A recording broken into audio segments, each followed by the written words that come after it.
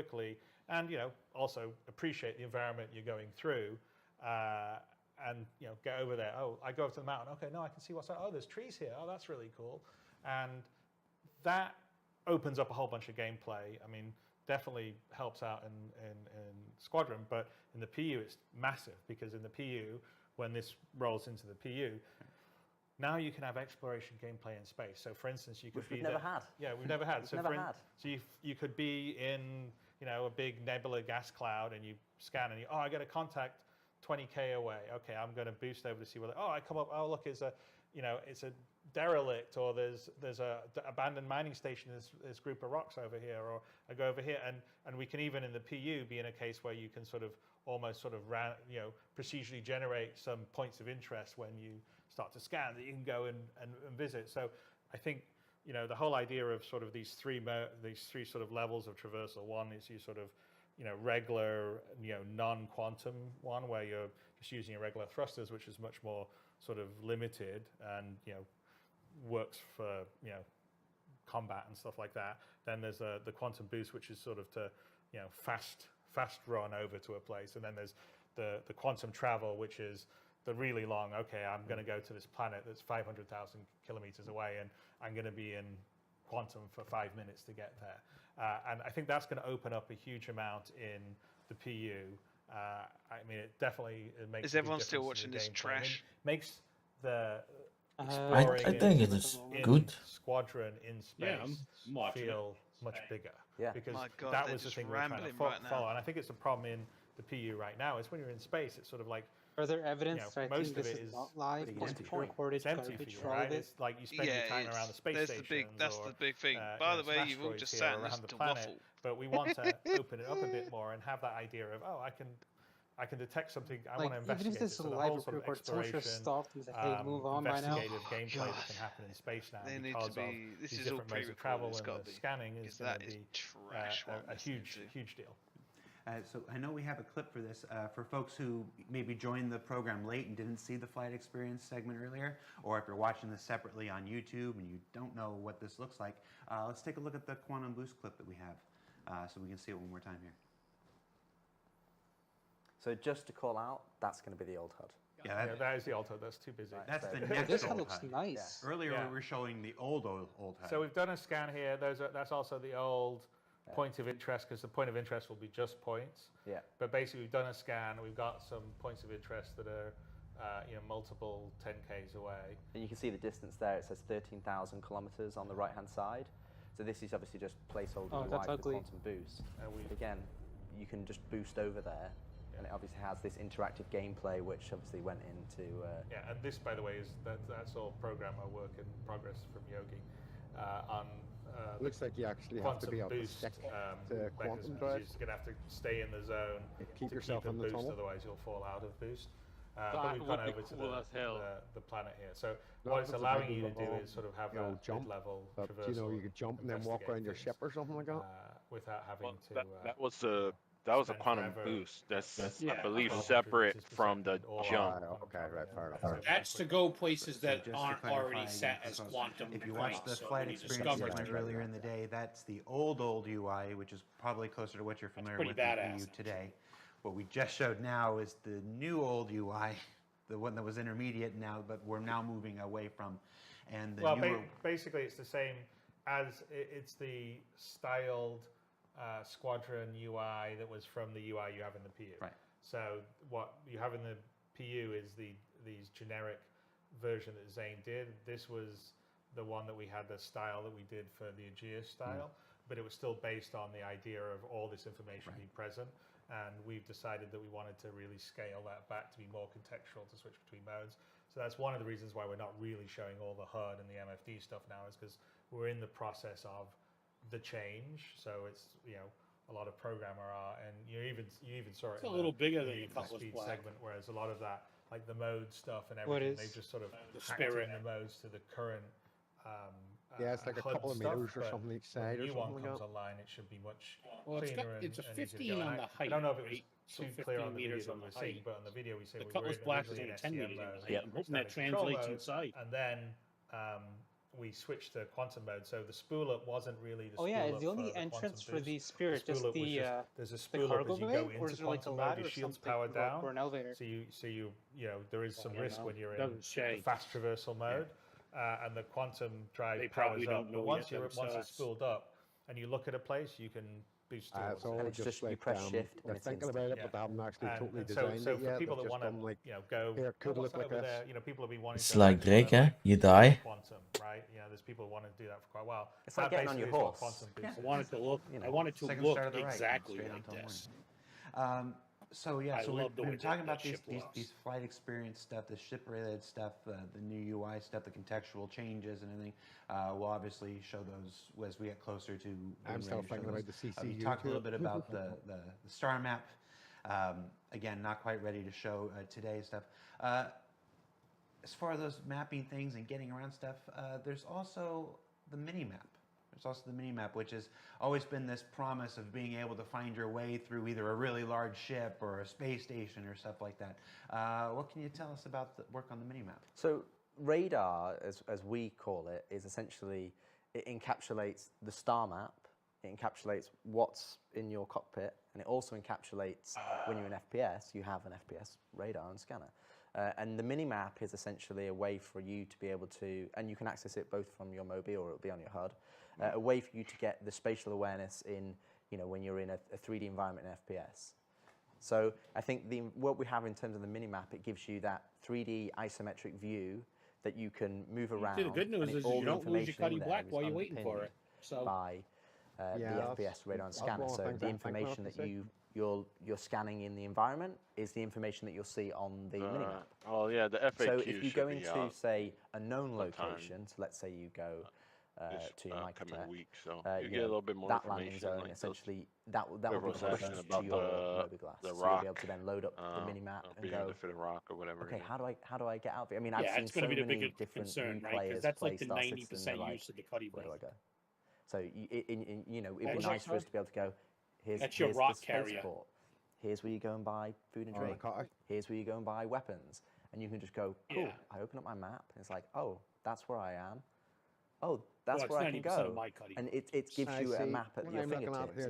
But then when you're on an environment that is not, say, let's say you go to a derelict outpost, you'll be mapping that environment as you go. Or you may be able to find a terminal that has the map on there that you can download, and then you have it to you. So it really allows us, again, Star Citizen, one of its strengths is that it's scale, but that's a challenge for us as developers to be able to give it to players and for them to be able to understand and navigate where they need to go. Because the first thing is, no matter what, I like the Cuddy Black because it's very versatile. So how do you play the game is about making the barrier to entry, the controls smooth, and intuitive, what you understand, and then it's like, where do I need to go? Okay, well, this allows you, we have a mini-map here, and this allows you to go, oh, cool, there's the spaceport, there's the shuttle, or there's the train, or this is how I get to this area. And we can provide, missions that allow people to then navigate to those places, so that then they understand, okay, this is how I get to a certain place. Because everybody, if somebody says to me tomorrow, come round to my house, or go here, just give them a postcode and you put it in GPS. Everybody's so put it in Google Maps. Exactly. You need that. You need the street level version of it. Yeah. And so we've long wanted this. It's very critical for Squadron, but it's also I think important for the PU. And the concept is that some of the maps are sort of readily available. You just walk into a city, and the terminal auto connects to your Mobi or whatever, and you get the map downloaded. And some of them you may have to explore something, and then as you explore it, you map it, just like a sort of more traditional mapping technique. And there'll be some cases like we have some stuff in Squadron which I think would play perfectly well in PU, where like you don't have the map initially, but if you hack in or you can download it into a system, like Asiado is an example of, we've been showing it because we showed it a while back as a location. It's just one of the very there whenever I have a bit of money. It's a minor location in terms of Squadron, but since we showed it, we thought, okay, that's a good. It's just a good backdrop. It's a good backdrop rather than just grey boxes. But that would be an example, is you don't like the layout of that place, but you would have to go and hack into their system, download the map, and then now you would have it in your mini map.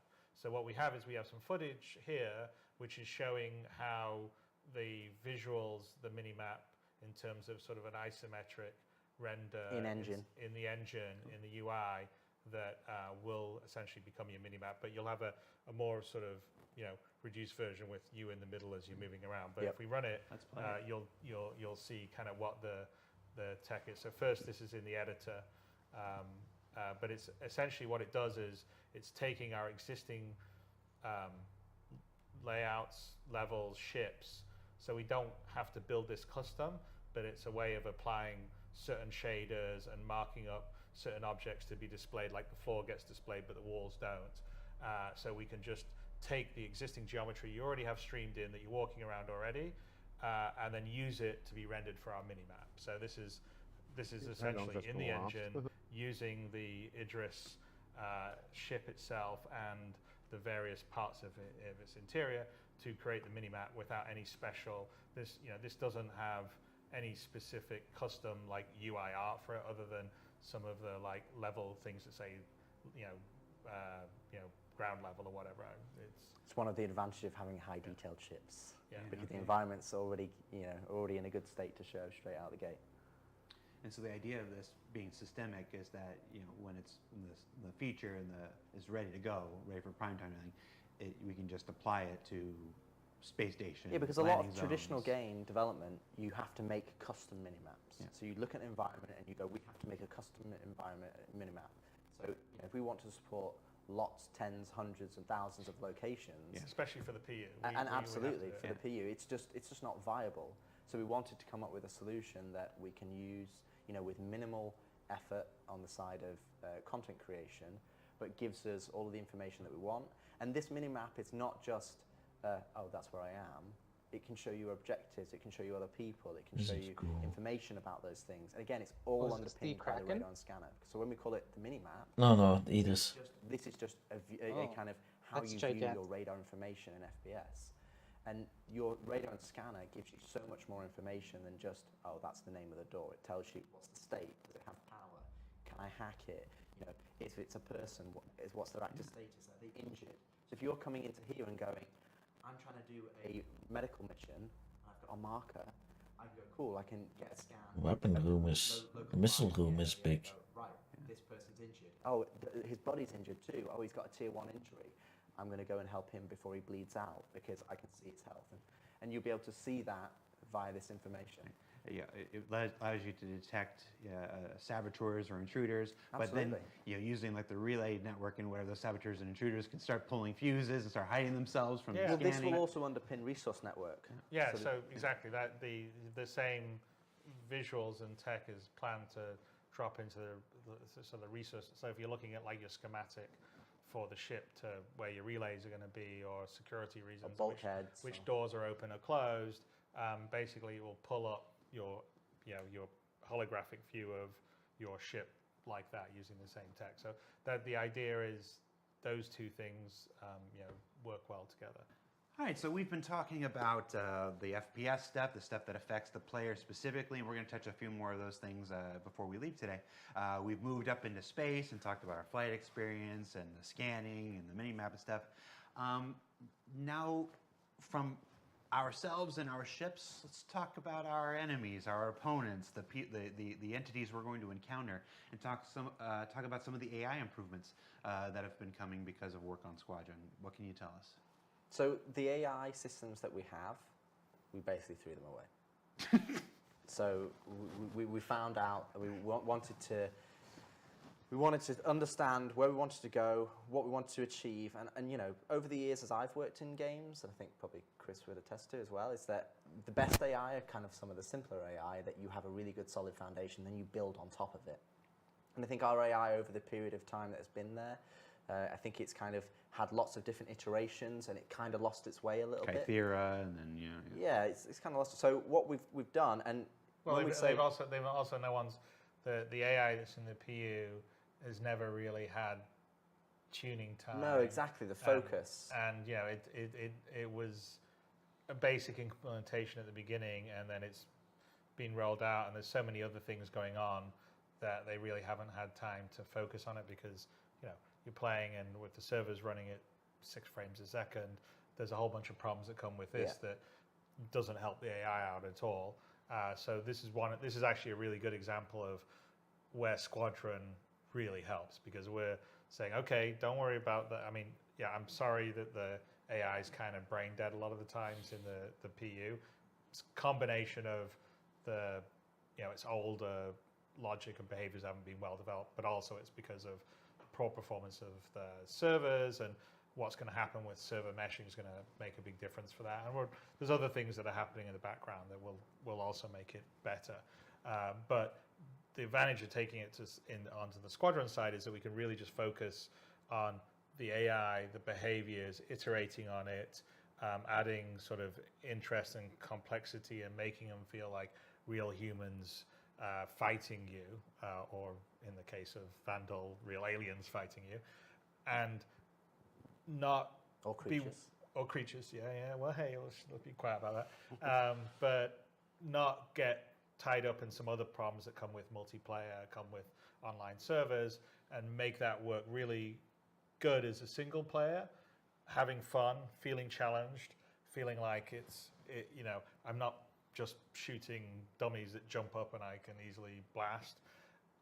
And when that all works, then comes across into the PU, especially when some of the later stuff's going to trigger in the PU, I think it'll be a whole different experience. And I won't argue it's been like a long, hard slog on the AI side.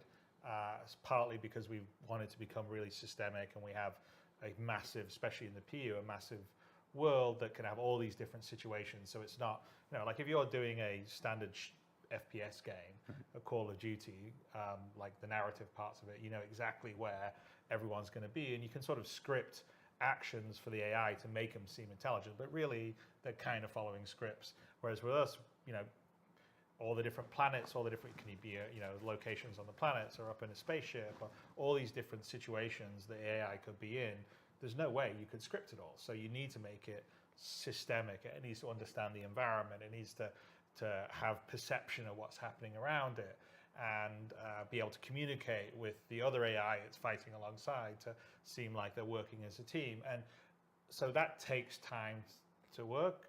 The AI team is been working on it for a long time, led by Francesco Riccucci, who's been doing a great job. And we absolutely have turned a corner this 100%. Year, because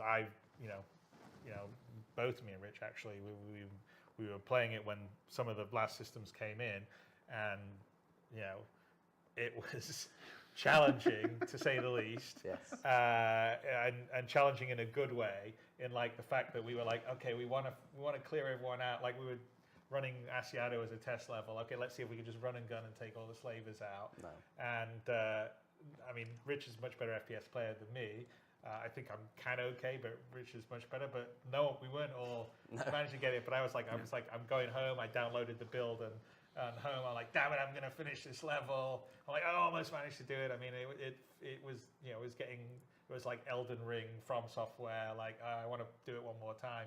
And it wasn't just that you were getting like a headshot or anything, where it was like, okay, the AI is just supernatural and they can instantly shoot you. It was like they were moving around, they were anticipating where you were doing, they're trying to flank your areas, and they were behaving intelligently. And those are all behaviors and systems that we've been working on in terms of like realistic perception. Like they can hear a sound around a corner, but if you were 3-4 doors away or whatever, maybe they wouldn't hear you if you dropped something.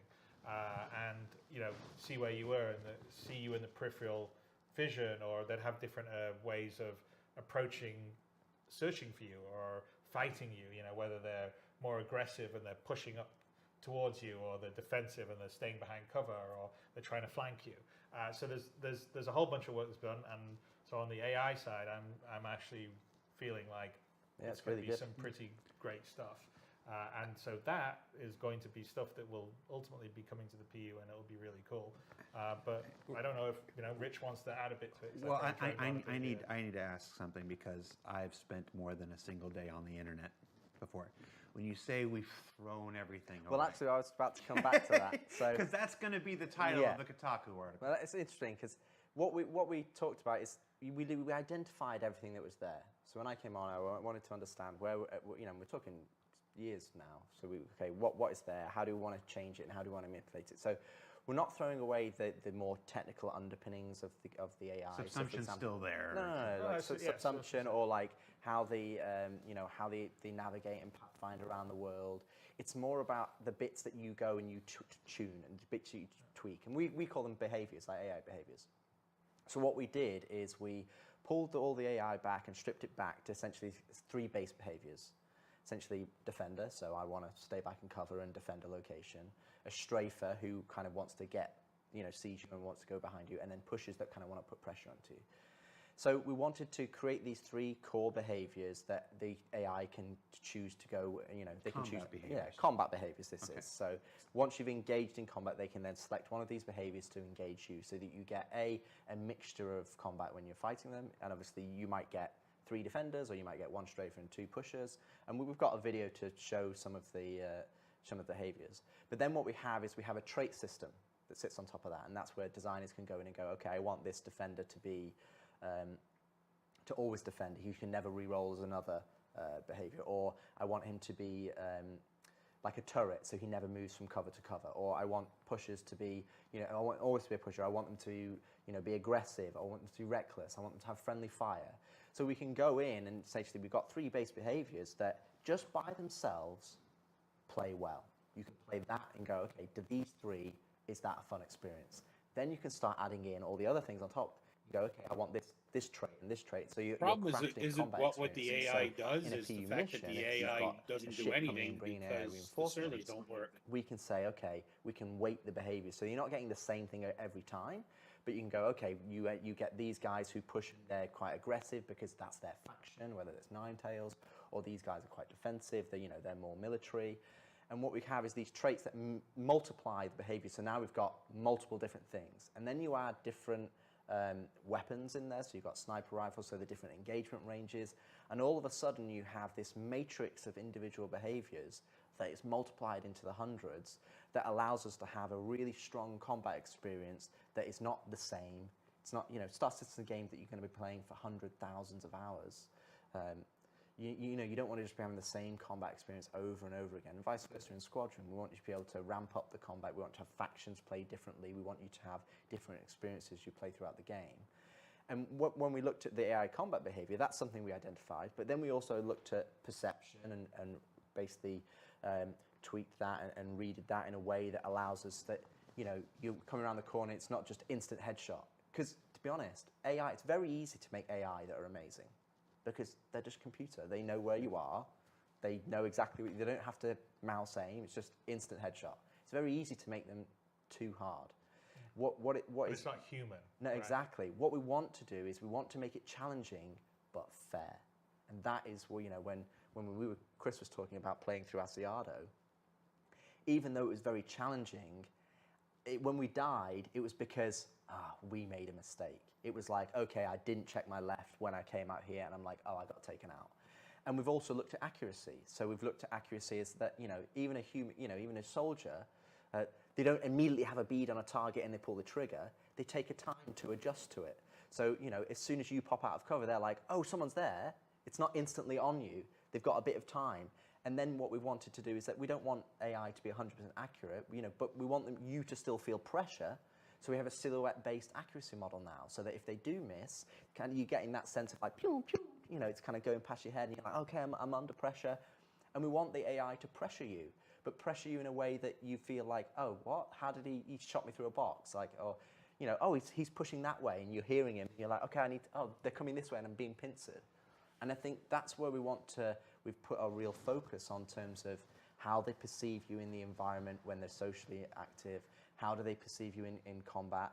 And then we have pretty much 90% of what I've talked about there is in the game. We've had balanced passes, we've played it, it's a lot really of fun. Good would be if we have on this top of that is future also things in we'll be adding even more. So, an example we've movie. got versions of them doing medic behavior and reviving allies and ammo management and all the other advanced combat behaviors that we can pull on top, which we're already working on, but they're underpinned by an absolute solid foundation. So if you strip all of it back just to those 3 base behaviors, the defender, pusher, strafer, is it fun?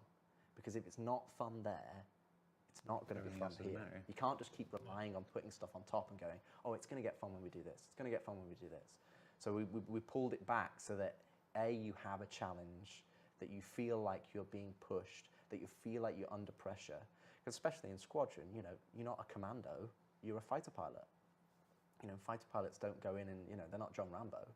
And again, in the PU, you could be a haulage trucker, or you might want to do something else. You might want to be doing just a homestead, so you want to do trading. And so when you get into FPS, we need to have the AI reflect the level of difficulty that we want to push into a persistent universe.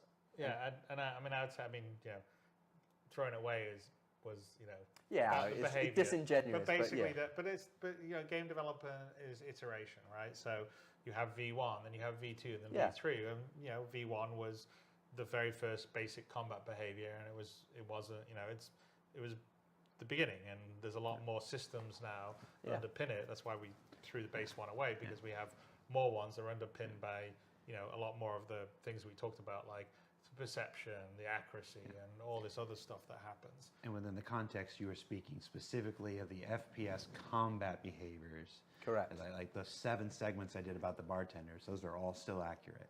No, I mean, social AI and combat behaviors. There is we've redone the chow line yet again. Social AI is staying the same. More mess hall. The mess hall will never end. Right. But we'll also be using some of these tenets and ethos to push into the flight AI.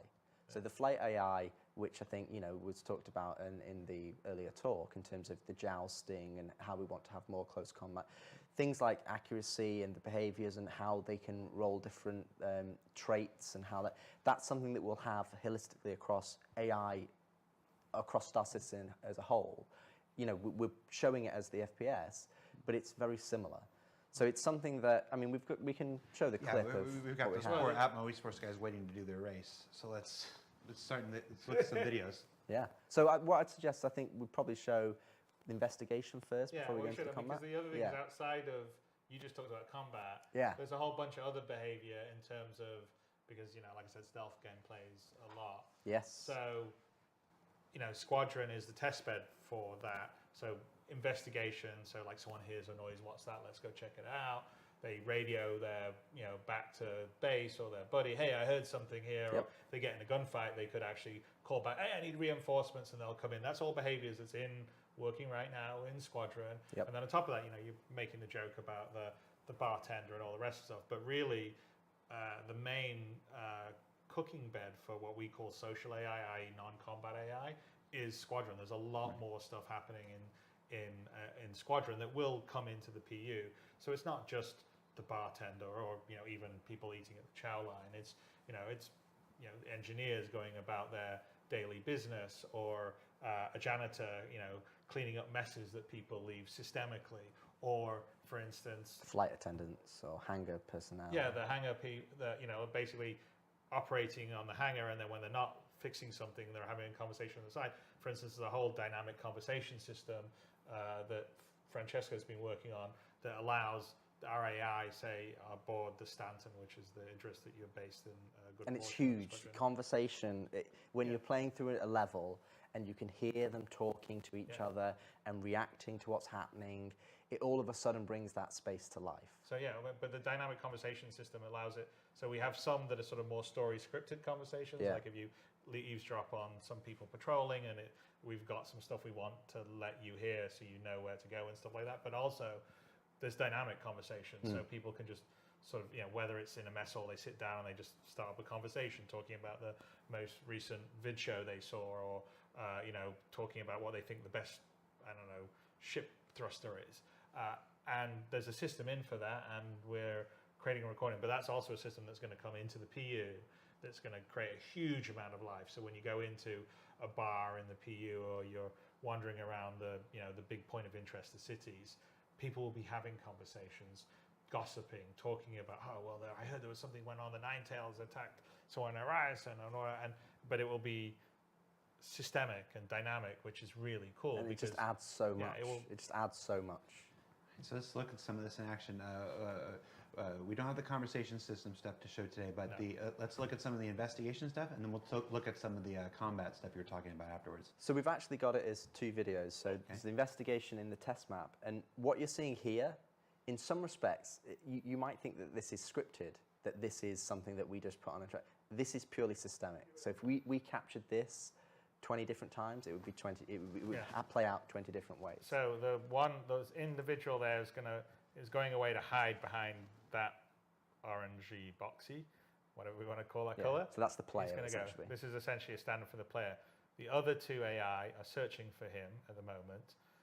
The white spheres you see are basically hiding or cover spots. And so as AI, this is a sort of debug mode, as the AI goes around and they search, the spheres go away, indicating that, okay, they've checked that place, so no one's actually there hiding out in cover. So, and they're both kind of working together. So their logic is they need to clear these rooms first, and then once the rooms are cleared, they can sort of go on. So they share this information. So as they're clearing the cover points, and the cover points are basically all the nooks and crannies in the room, they're clearing the cover points and they're sharing together. So you'd see here that they're going, okay, this guy's coming in and go, okay, there's an open vent. Again, this is systemic. He's just coming to investigate this vent, but he's not cleared this entire room yet, so he's not going to progress. And he's just going to go and check the rest of the room alongside his buddy. And once they've then cleared it, they'll then progress. But again, here would be, you'd hear them talking to each other. I've not found him yet. Where is he? And again, we've got vents in here. Yeah, he's checking another vent there. Yeah, so we also have other usables. So it might be, there's something you can hide in, or they're going through systemically, checking the usables, checking the cover points. And you can see there's only a few balls left now. The ones at the bottom right, and then the ones at the back that he's clearing. And then one of these enemies will then go, okay, we've checked everything in here. I'm now going to progress to the next space because that's where, they're not in here. I think they're going to go this way. So you come back, there's only one set of ones left. He's going to check it. He's going to come through here. Cleared those, so now he's coming around here. And fire away! And what you're seeing here with the bar, which starts off, is something that we've added for the perception. So they start off in green, and then it goes to yellow, then amber, then red. So once it goes to red, that's into full combat. Yeah. But the previous states are kind of levels of, they go up based on levels of different perception. So a green they just might have seen you. That's the equivalent of going, huh? Did I see something? No. And by the way, in the game, you don't see that. That's our no, debug. No, that's our debug. That's just indicating the level, and the level in the game would be. But we'll have audio and visual representation for those levels. So the initial green one would just be like a head turn, maybe a verbal cue. Then you're getting into the yellow and amber. That's where they're turning to face the noise and going, I think I'm going to go check it out. And then, maybe they'll walk over there to investigate. Or if there's two of them, one of them would go, hey, you go check it out. And then he goes and checks it out. And then we have obviously the red, where it's like there's a definite threat here. And once they've been threatened, like in most games, what happens is if you wait a long enough time, they will then de-escalate to the green, and it's like their minds have been, it's like MIB, they flash through memory, it's gone. In our game, what they do is they go to a threatened state, and in that threatened state, they'll still do their social activities and their functions, but they're more perceptive. So as soon as they see, if like he's there again, they'll get into it. So it makes a difference that if you've gone loud at the start and then tried to hide, you can't just go, oh no, they'll forget about me. It has memory, and that will be the case in the PU as it is in Squadron. So, and so that was on a test map. Yes, we do have an example of it working. Yep.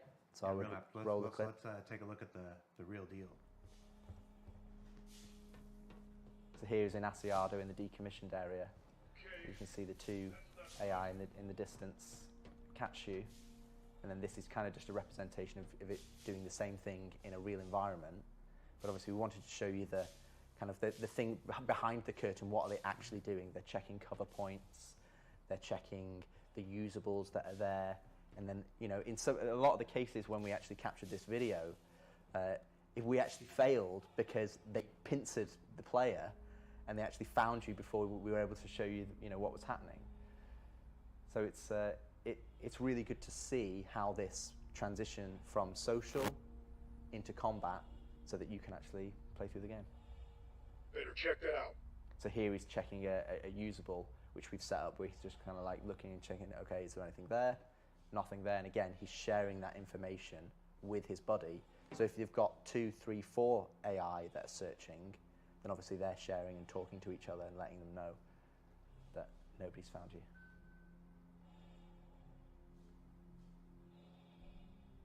You may not be able to see them, but you're going to know they're out there looking for you. And if you stay in the same place for too long, they will find you. Yeah, so you can see the one in the background is actually looking over one of the vents, one of the railings, should I say, and then I think the Ross, who captured all these videos, I think he takes a bit of revenge.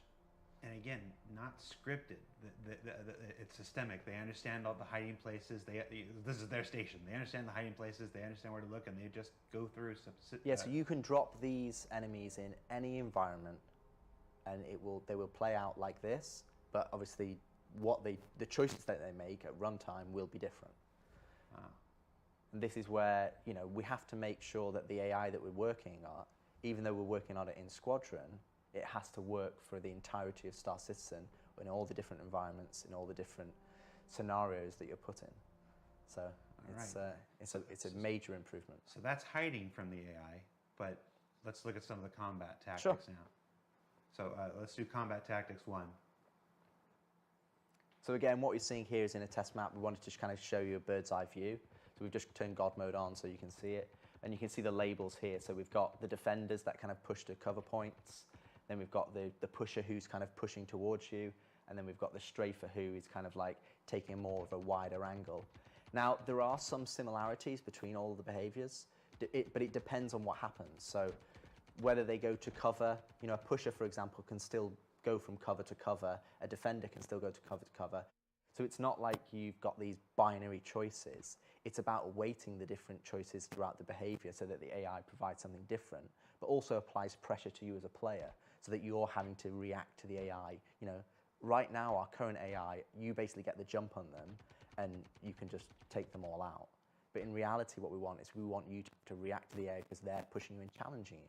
And we want that challenge to be fair so that you feel like you've made the mistake when you eventually, or if you do, get taken out. I want to get some of that God mode. And then we have one more video showing the tactics situation. Let's take a look at that. So this is just a short version but again, it's the same AI that have been dropped in. And they roll the dice they don't always become defenders or always become pushers or strafers. It can be random every time, so the combat experience is different. So you might all be pushers and they might all be defenders, but the way it works is if one of them rolls a defender, then the weight for them to roll another defender is lower. So essentially here you can see here that he's getting tagged a lot just because we want to show you the behaviors themselves rather than get taken out. So he's being a bit more aggressive than you probably would be able to. That's going to make the eventual speed runs a lot harder because they're not just Goombas that do the same thing every time. You can't memorize the patterns. And the other thing you might have noticed as well is that we're starting to have traversal opportunities for the AI. So they're not always just on the base map. They can mantle over, in fact, I'm not sure we crouch, mantle, climb ladders. They can jump over railings and push you, or they can climb up onto things and shoot down on you. They can use ladders, they can do all sorts of stuff. So we're putting a fair amount of work into AI traversal so they sort of understand the environment and how to traverse over it other than just flat ground. And of course, on some of that, I think you saw some of it, he didn't get hit right away. Some of the early shots missed and then they hit him. That's kind of what Rich was talking about earlier. Because, like Rich says, it's very easy to make AI aim perfectly all the time because they know exactly where you are. Yeah. They've got all the numbers, but that's not any fun. So the fun is making them feel real, like you're playing against another real player or a human. All right, well, we are just about out of time. I think we got 2 more talking points we want to cover before we let you go. Let's start with one that might be surprising to some. Most people maybe not, they won't know about it. We haven't done a lot of talking about it in the past. Skills. There's what can you tell us about skills in Squadron 42? So skills, it's not just Squadron 42, it will be Star Citizen as well.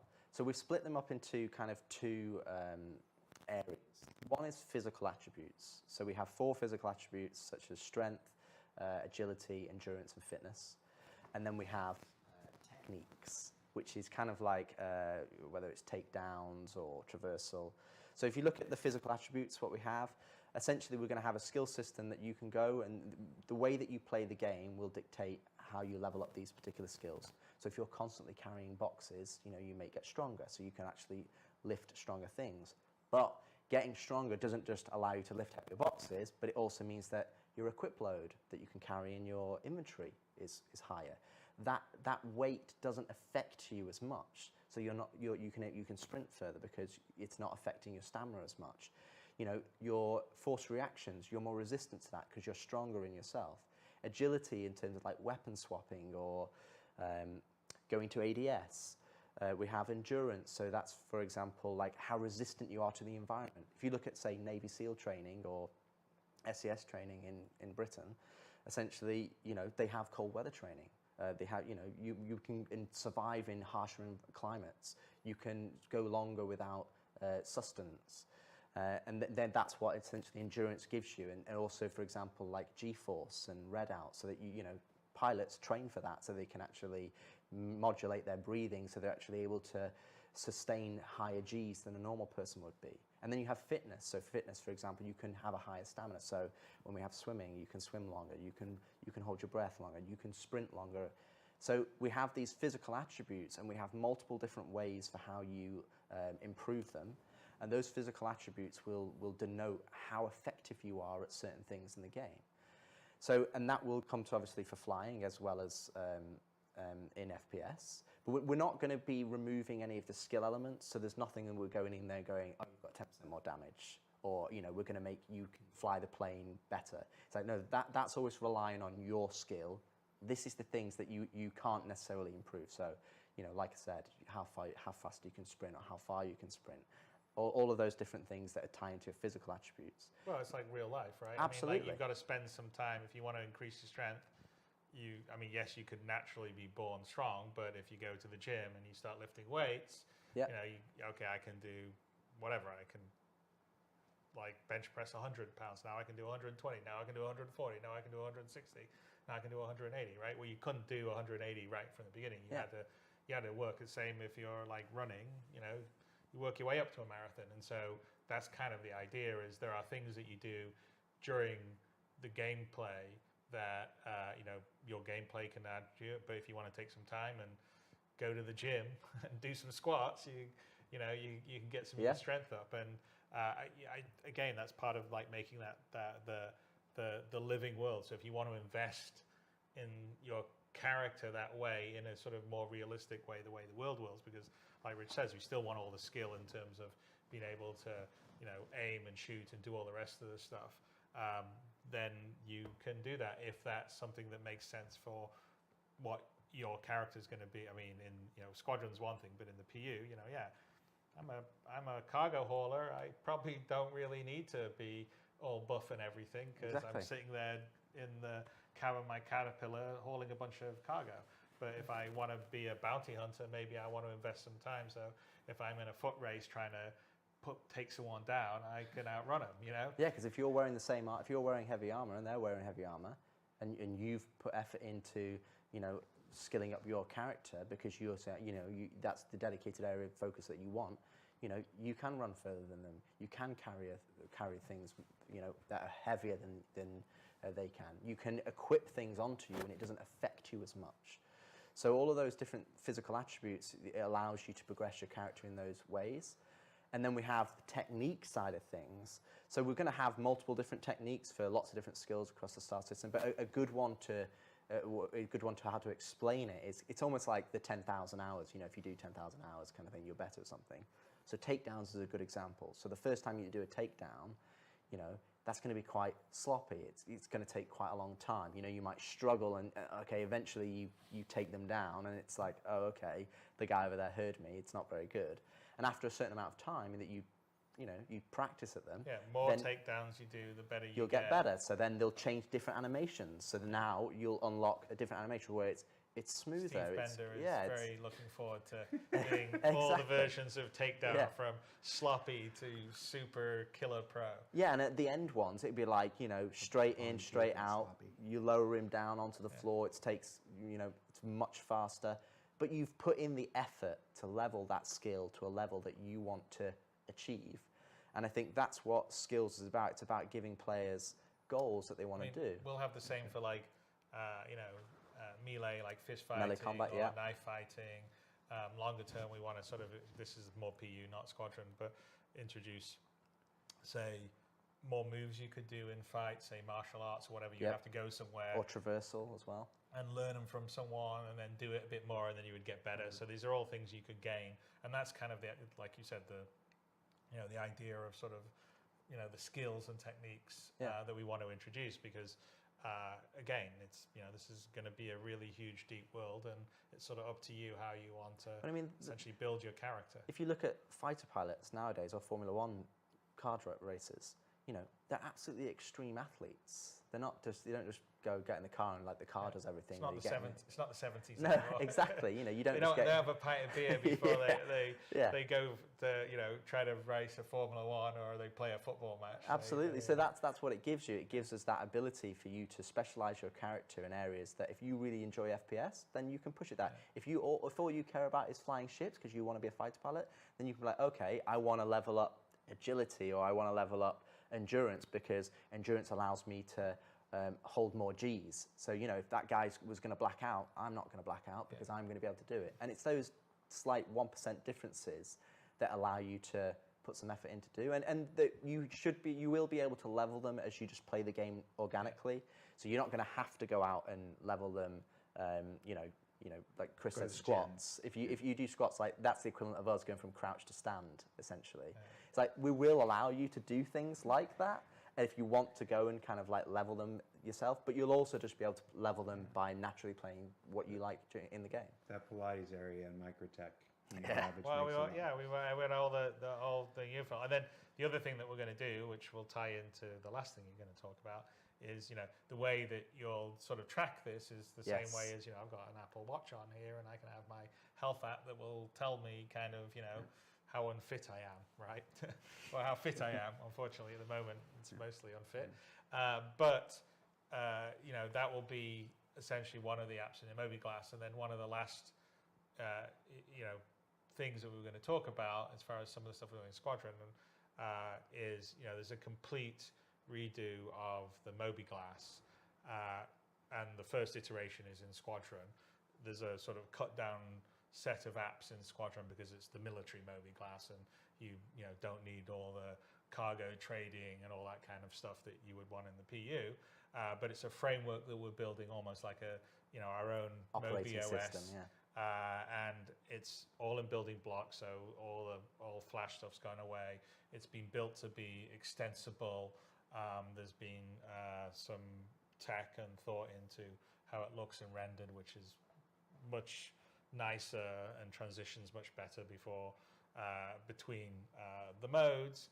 And in Squadron, it's where you'll sort of be able to see, this is who I am, this is how I'm doing in terms of my health and stats, but also okay, here's my personal log of what's been going on in my life, which is basically sort of how I've been playing the game.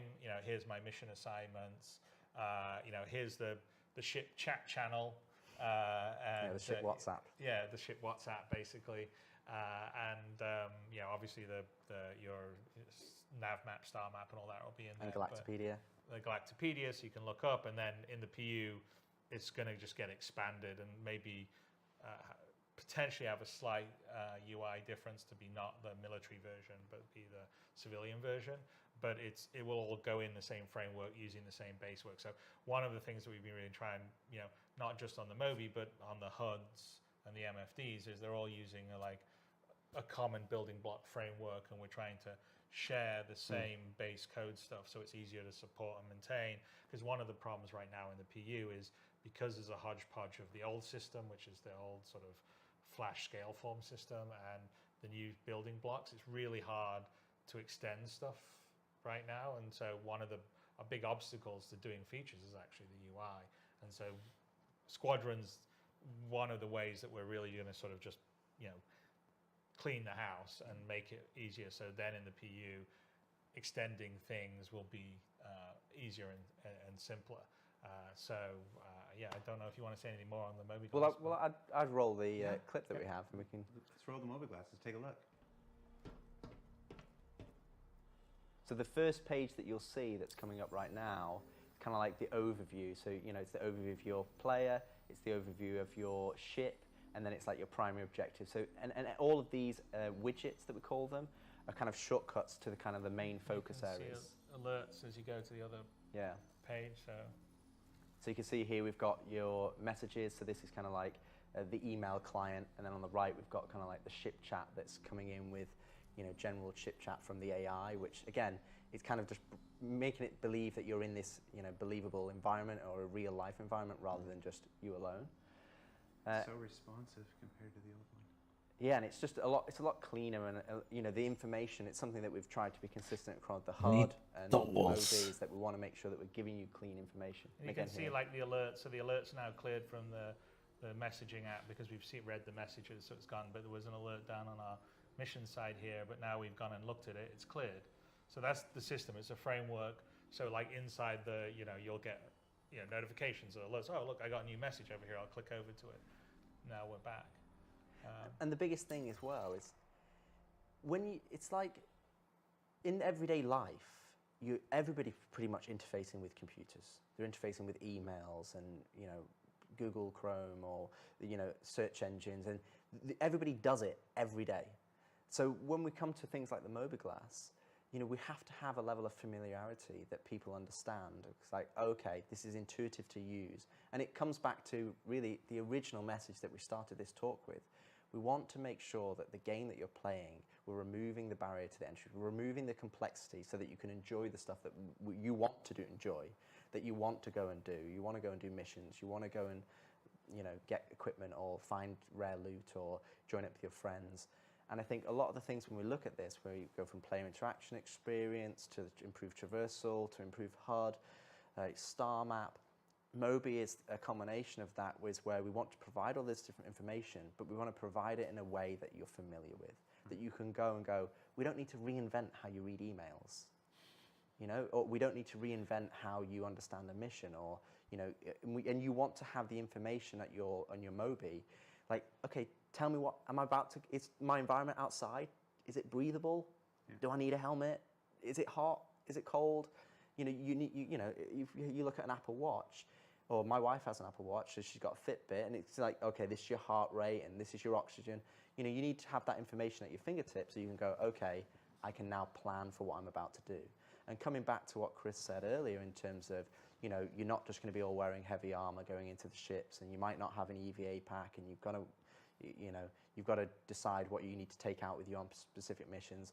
It comes back to bringing all these things together as a unified experience playing the game, and then you start to understand like why we've got an eating and drinking system, or actor status, or injuries, or readouts, and, you know, inventory, and hover trolleys, and the physicalized nature of the world. And when you start putting it all together, which is kind of, we're seeing that glimpse in Squadron 42, because we're able to focus on that experience, not just individual features. You know, we're starting to not just see it, we're playing it. And I think that's what's really exciting to look at, to show you the progress that we're showing here today, is that nothing we've talked about is like, oh, we're going to start this in 6 months, or we're going to do this in 2 years, or we're going to do that. A lot of it we've already done, and we're in the position where we can go in there and play it and understand it and go, okay, let's tweak this, and let's start building on top of it of systems that we're really, you know, confident in, technically and from a design point of view, so that we can build on top. And we've got a very clear idea how they can scale in Star Citizen, because we've got the mini environment of Squadron, like the test bed of proving it out. And I think it's going to be a real benefit to the PU for when we push these features over, because also for the developers who are just specifically PU content, they've got an example of how to use these systems, and they understand how you know, other developers have already gone through the mix of putting it into the game, and now they go, cool, there's documentation, I know how to go to it. Yeah, I mean, I think that's a big thing, because, you know, as building the feature with the content means that, okay, you're doing the, you know, some of the traversal stuff we talked about. Well, here's where you're using it in Squadron, and here's how we use these different physical elements to make an interesting game experience.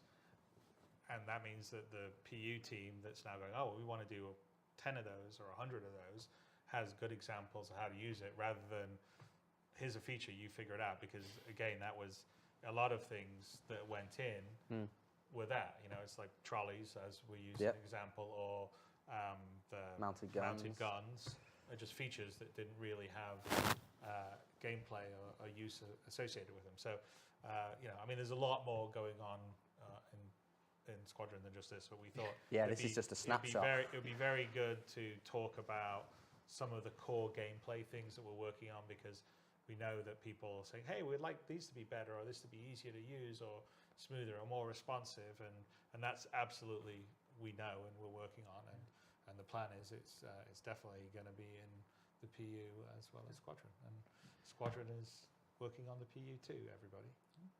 All right, so that was our version of a short conversation about Squadron 42 and the benefits to the persistent universe.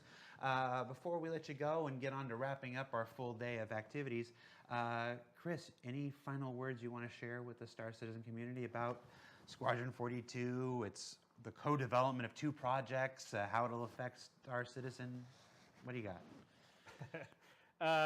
Well, I mean, I'd say that it's incredibly challenging trying to have develop 2 games side by side, also while you're building the tech as well. And it's also incredibly rewarding. I have to say that the feedback, especially on the PU side that we see all the time, really helps inform as developers what we're doing all the time. And it informs what we do on the Squadron 42 side too, in terms of some of the base mechanics, some of the areas that we go, okay, well, you know, we want to work on this thing and improve it. It's all the stuff we've really talked about this time. But, you know, for me, it's an incredible privilege to be building something of the level of ambition that we're doing on both Squadron but also Star Citizen. Because, you know, ultimately, I think that Star Citizen itself, in terms of an experience, in terms of how you can seamlessly go from sitting inside your ship, looking at your interior here, look at this Constellation Phoenix, and walking outside onto a planet and looking at the foliage and the trees and seeing a mountain in the distance and walking over and being able to actually go there rather than it just be a background that you can never reach. You know, the scope and scale, the sense of being able to go anywhere, do anything, that is something that most game engines and games generally just can't do and don't do. You know, they're limited to more limited spaces, and you know, we're utilizing in Squadron to give you a sort of single player experience that sort of feels like you're, you know, in a huge play environment and system that you traverse around. I mean, we talked about, you know, the various types of quantum travel you're using and all the different, you know, down to the detail mechanics of picking up something off a desk and moving it over, and being able to build a system that can do that for the detail and fidelity that we're telling a really rich story in Squadron, but also a huge universe that you can exist in as a sandbox for everyone in the player is a complete, I mean, from a developer's standpoint, it's a dream. I mean, it's a dream I've had, you know, my whole life. Being able to do it because we're supported by the community out there is you know, something I'm always eternally grateful for, and you know, it's the best job in the world. So as much as it can be difficult sometimes, as much as it can be frustrating when you see everyone bitching about something, or something's not working, or you know, what kind of idiot did this, or which, you know, doesn't this person know how to run a project, and all the rest of the stuff, it's still the best job in the world. So you've read the feedback. Well, of course, we all read the feedback. Every developer reads everything, but you know, you need a thick skin. I mean, at the end of the day, you have a vision in your mind, and we're lucky enough to be able to really fulfill that. I mean, you know, it's a bit of a Pandora's box that got opened when we realized we had the level of support to really go all the way, because it's a completely different scope of game now than 10 years ago when I got on stage and I was pitching a much more limited, you know, sort of privateer, freelancer online, and a, you know, next generation wing commander.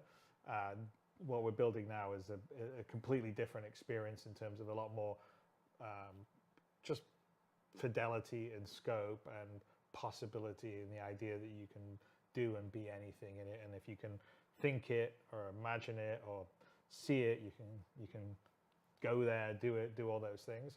That is, you know, like I said, I think there's almost nobody out there in the industry that has got the opportunity to do that. We're getting to do that here at CAG. It's thanks to everyone that's supporting the project. You know, and so, like I said, it's hard work. You know, this, you know, no one slacks off. We're working really hard. We all wish we were doing stuff quicker and faster than we end up doing it, but it's not because we're just sitting here, you know, eating bonbons. We are working really hard, and it's exciting. I mean, for me, I look at things we have in development and how far we've come. You know, how far the game itself, even Star Citizen. I mean, you know, this year there's more people playing it. There's more, you know, spending more time in the game than there was last year, than the year before. I mean, we're accelerating. I think that's partly a testimony to the game itself. Over the last few years has become more stable. It's become more performant. There's been more features and content added. So even though we still have a lot of things to go, and we talked about a lot of things we want to improve, it's more of a, you know, yes, it's rough around the edges, but there is something there that keeps people coming back despite the frustrations, right? And I think it's that sense of you being able to go and do anything and be anything in the universe. And we're really committed to making that, finishing that off and making that a really great experience that's frictionless. So, you know, while it is challenging doing these two games together, it's also a hell of a lot of fun, and I'm, you know, looking forward, you know, over the next few years, because we got a whole bunch of really cool stuff coming down the pike beyond what we already have here. That, you know, it's a good time to be making games. It is a lot of fun. It's I think video games, strangely, people video games get this reputation of because it's hard work, because it's so difficult. It's like it's a job and it's like pain and whatever. But no, video games are fun. They're creative. They're expansive. They're collaborative. They're definitely iterative. And there's nothing else like it. No other industry in the world would have a weekly behind the scenes documentary series that I now get to do from a spaceship landed on one of Pyro's planets. Rich, you want to try to follow that? So the only one thing I would say is that even though we are focused on Squadron 42, we still read all of the feedback in, you know, in Spectrum, online, the comments or Reddit. So a lot of that feedback that's been come to the game over the years, you know, we've taken that on board, and we're starting to execute on that feedback with some of the systems that are not as forefront in people's minds, such as like the interaction system and how you interface with the game and controls and the action queuing and traversal. And I think the biggest takeaway for me when we start to look at all these features is that don't think of it as feature. It's we're making the game.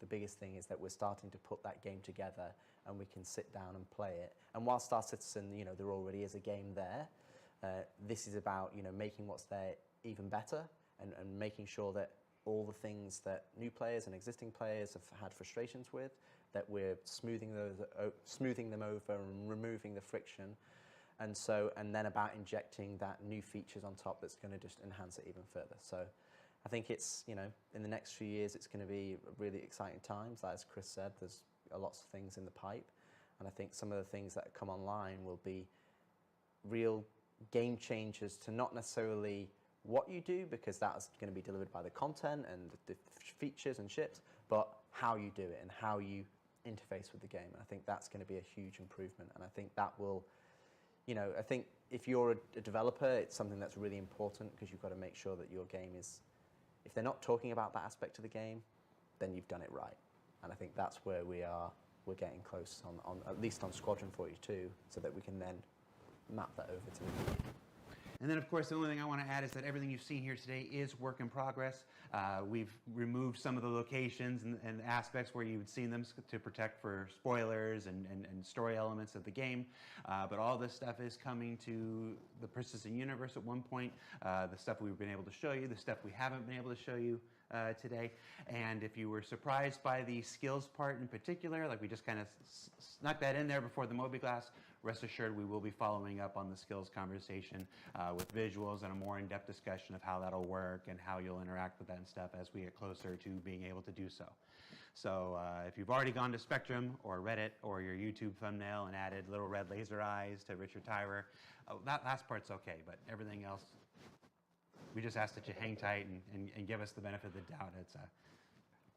It'll be fine. So yeah, so thank you, Chris. Thank you, Rich, for taking the time to talk a little bit of Squadron 42 with us and how it'll affect the PU. We are just about to wrap up our entire Citizencon day here. But before we do, I want to throw it back to a video that we opened today's show with. It was a bunch of our developers and staff at our 5 studios around the world talking about their favorite things of the Star Citizen community. So we'd like to play that for you one more time. And when we come back, we'll put this whole baby to bed. So take a look. Tell you what my favorite thing about the community is? What am I gonna say? It's gonna sound cliche, but they believe as much as we do. I love them because they continue to support us. It's the only thing that's kept me going. I've seen a lot of games and I've seen a lot of invested players, but they're right there with us throughout the whole process. It's unlike anything I've ever worked on. The thing I really like the most about the community is how welcoming they are. To new players entering the verse for the first time. New players come every day, and I find that they're always happy to show people the ropes. I found it very wholesome. When I first did the Citizencon, where I got to fly the Carrack, everyone was so supportive, and the cheers I got when we were flying through that wormhole was unbelievable. Their effort they put into, like their creativity. Such as building a simulator inside of an entire RV or... Machinimas. I love watching them on my lunch break. I enjoy watching the videos and the content. There was one recently on Twitter where it was like the 100 players entering the atmosphere that just looks really grand. I love all the memes. Some of the incredible fan art and passionate drive that you see come out of them is fantastic. How they come up with crazy ideas each and every day and surprise me. I really like all the crazy shenanigans they get up to in the PU. I can't cuss, can I? The new and exciting ways they find to break shit. Just the random stuff that you do, and it's not like the gameplay we intend. People doing crazy stunts in their ships. I'm from the character team. That's why I think it's cool when they show off all the ships, because that's really the only time I get to see them. They create the community by themselves, and that's really, really cool. My favorite thing about the community around events. Going to Bar Citizen. It's always fun to meet some of the backers. They've all been lovely to me in person. Even if they're like really frustrated, you can tell it's just, they have so much love for it. I really like it when the community is very detail-oriented about our work. To see how excited they are about our progress.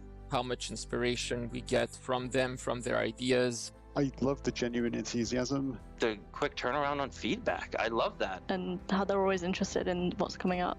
I especially appreciate the people who are able to keep track of dates. They, call us out. It really impacts our decision-making process for, what did we do right? What did we do wrong? It is the most rewarding thing in the entire development process. We're not making the game alone. We're making it with the community. Still keep faith in us. They really do make all this possible. I'm living the dream. We all are. My favorite thing about the community, it'd be impossible for me to narrow it down to one. And if somebody said you had to, I'd probably just turn and walk away. And the community is at the heart of everything that Star Citizen is. So we've got one final addition before we wrap this up. The Community Hub was first introduced way back when, in 2015, 2016. I thought I had it, but I'm realizing I don't remember. It's needed some love, some TLC, some extra handling for some time. And finally, we're about to roll out Community Hub 2.0. So I'll throw it to Tyler and our friends at Turbulent to tell you more.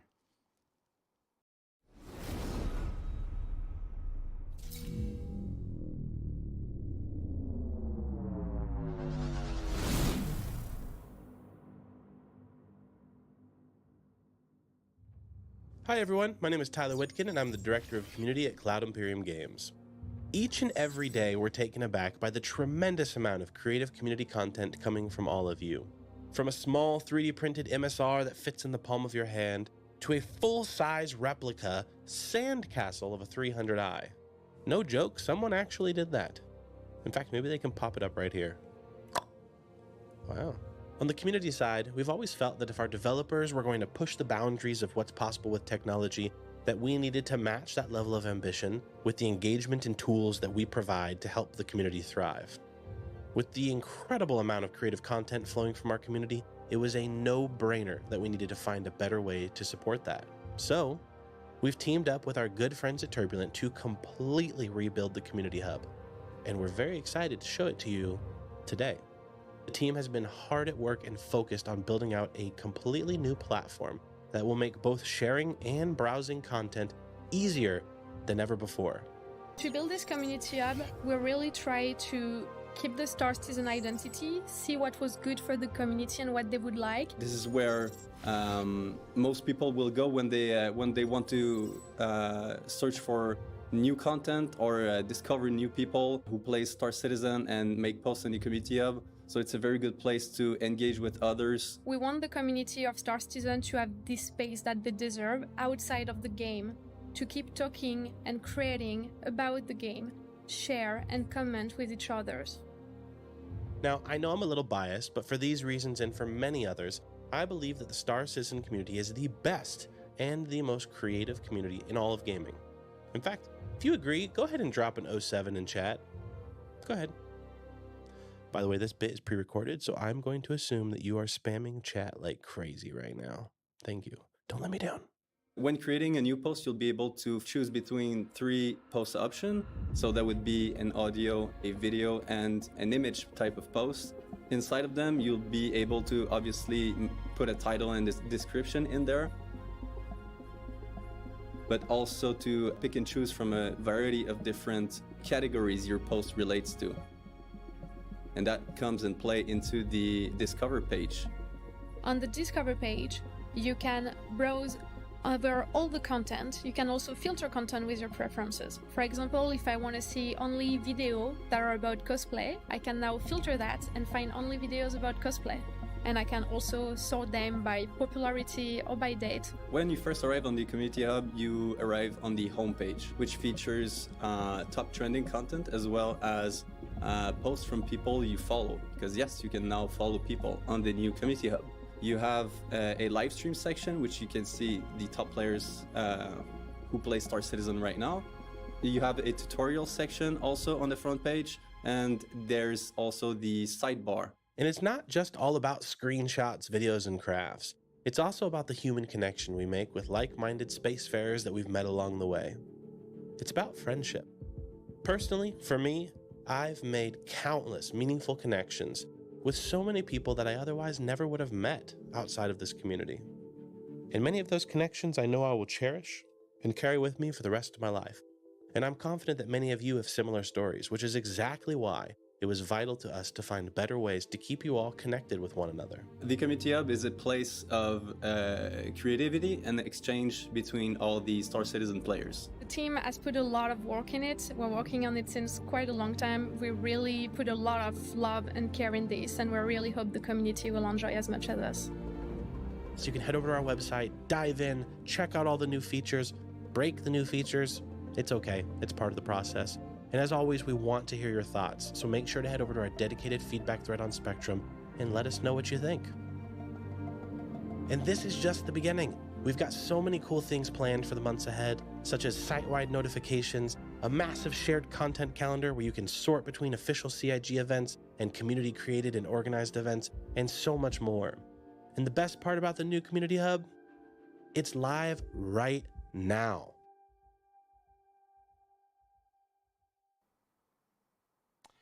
And if I'm not mistaken, that new version of the Community Hub should be pushing live right about now.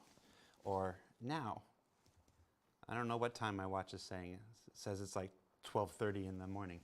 One last thing before we let you go, because we got more endings than a Lord of the Rings movie. Atmo Esports is running our 10th anniversary racing event, the new Babbage Bash, or the Babbage Bash, or something like that. That's immediately following this stream. We got a short video just telling you a little bit about who they are and what they do. So let's throw it to Atmo.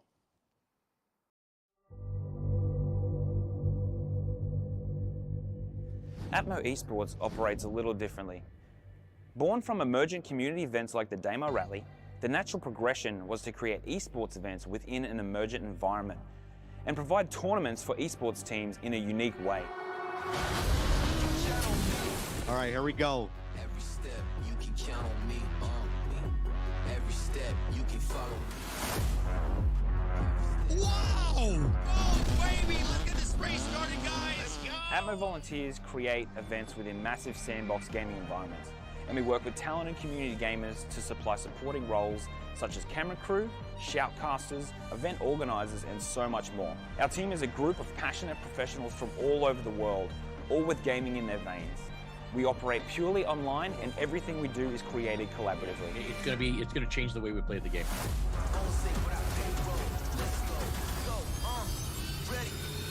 5, 4, 3, 2, 1, go!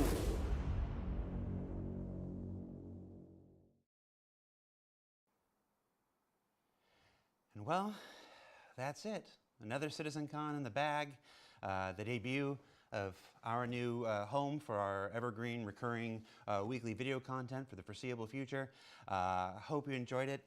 There's a ton of information that I'm sure is going to feed our content creators in the community for months and months to come.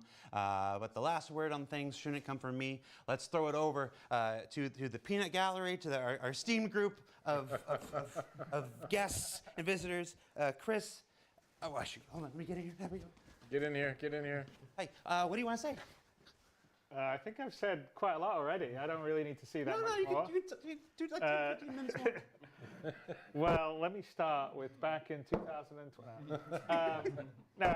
All I'm going to say is that we wouldn't be here without all of you out there that have supported us over these years and believed in the project and the world and the universe that we're doing. I know everyone that meets everyone from the community out here really appreciates the sense of support and love that everyone puts in from your side and also from our side into the project. So we really appreciate that.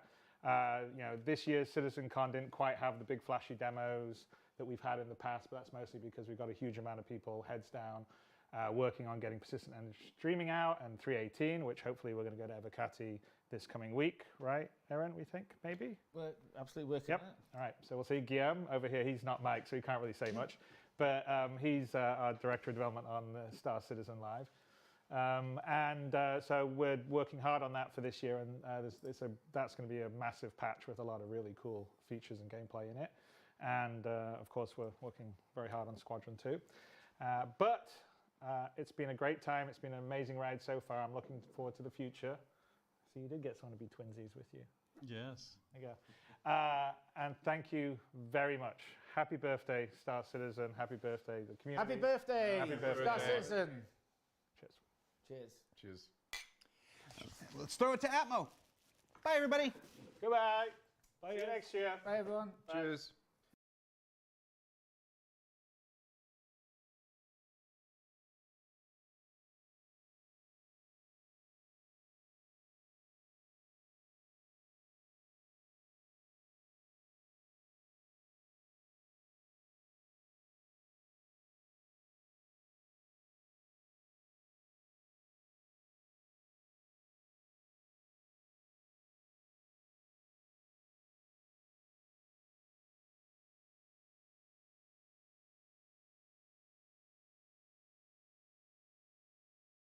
Well, that was long-winded.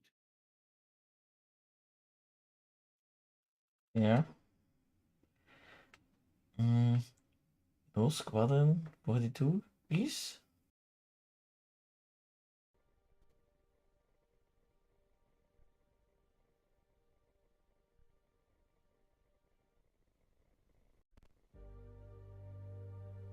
Yeah, I was kind of hoping for more substance with it, but... Yeah. There is a 9-minute leak out of like 6 hours I'm not gonna get back. of Squadron 42 footage. Like, I'm curious if I wonder if there was just more red. I'm surprised it was not featured.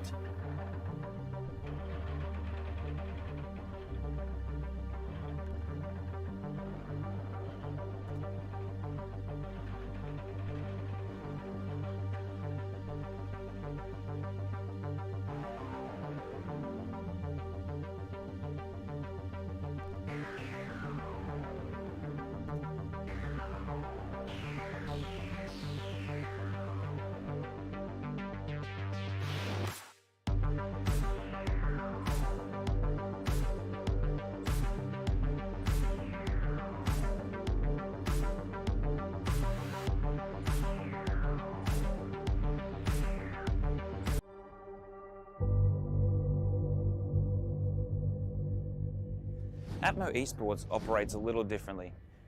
Born from emergent community events like the Demo Rally, the natural progression was to create esports events within an emergent environment and provide tournaments for esports teams in a unique way. All right, here we go. Yeah. If you buy a Warbound, you get that's a $35 LTI ticket.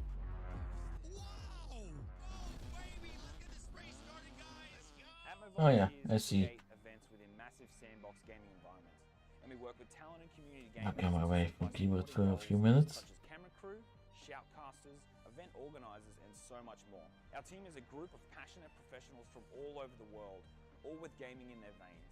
We operate purely online, and everything we do is created collaboratively. It's gonna change the way we play the game.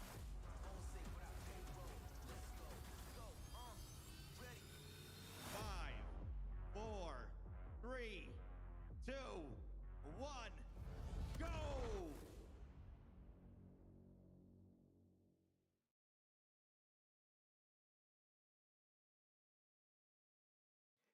Ladies and gentlemen, welcome to the Babbage Bash, the unofficial Star Citizen After Party. My name is Crucian, and I'm here with Meyer. Meyer, how you doing today? I'm doing good, man. Doing good. Hype from Citizencon. Oh, man, it has been a fantastic show. So welcome, everybody. I hope you guys enjoyed it. We need to give an 07s in the chat, obviously, for the entire staff over there at CIG. So let's give him some love, and let's give him an 07s in the chat because I'm very excited for the future. But Meyer, before we jump in, right, we have an incredible show today. We have so much that's going to happen. We're going to be showing off the new vehicle that was, officially talked about at Citizencon, the STV. But before we do that, Meyer, I want to know a little bit about what was your favorite part about Citizencon this year? Oh, dude. Hands down, I think the best thing about Citizencon this time around was when they talked about, like, systems. When they talked about, like, how the future of power management's gonna be. Because when I got Star Citizen, to me, it was all about, trying to, like, relive your, like, Star Trek or Expanse fantasies or whatever. And that needs an entire crew, right?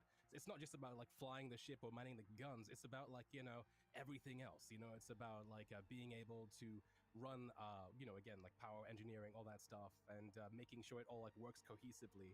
And the stuff that we saw from Dan Truffin this time around really did, like, serve to kind of bring to the forefront what we're going to be getting next.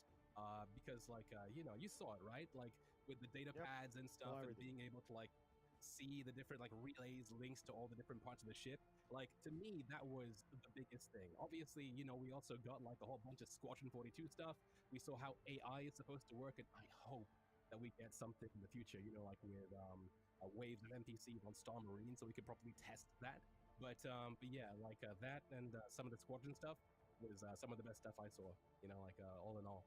Well, I mean, I got hype. I love the entire show, to be honest. But one thing I like is I love being able to see the planets of Pyro, the moons. I love being able to see everything because I am telling you, we're bringing racing to every system in the verse. I don't care if it's a bad system, a UE system, a system that's free. It doesn't matter. We're bringing racing everywhere in the verse, and I'm excited for that. But big plans today, ladies and gentlemen, so don't go anywhere. We're going to start off with the first thing today. We're going to be interviewing Ben Curtis, CIG Vehicle Art Director. So we're going to be talking about the STV, and then after that, we're going to talk about a little bit about the Babbage Bash, the course, okay? And then we're going to take it live where CIG developers, okay, are going to race versus past champions of the community versus Atmo Esports. It's going to be an incredible race, and I cannot wait for that, Meyer. Meyer, how are you feeling today about this entire race so far that we're about to get on the way? I mean, like, I love that we're getting, like, past and present champions from, like, all Atmo Esports things in as well, but it's going to be a bloodbath because we